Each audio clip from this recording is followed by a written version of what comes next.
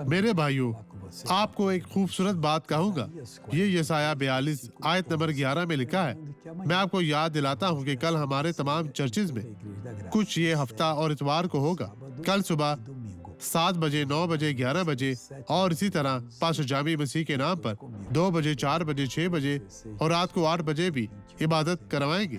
जिस आया 42:11 दर्ज झैल कहती है, बियाबान और उसकी बस्तियां, केदार के आबाद गांव अपनी आवाज बुलंद करें, सिला के बसने वाले गीत गाएं, पहाड़ों की चोटियों पर से ललकारें।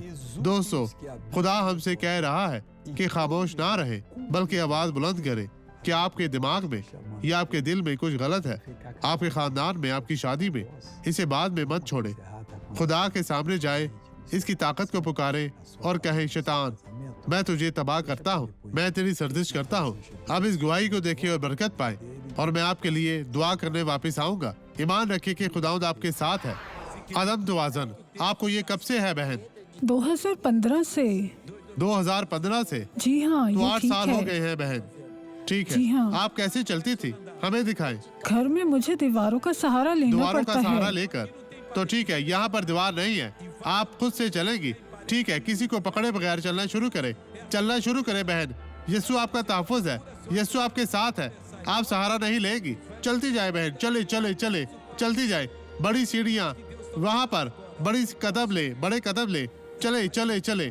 खुदा यीशु नासरी आपके साथ है। आए अब दुआ करें। बाप, बहुत से लोग यहाँ पर आए हैं अपनी बरकत पाने के लिए।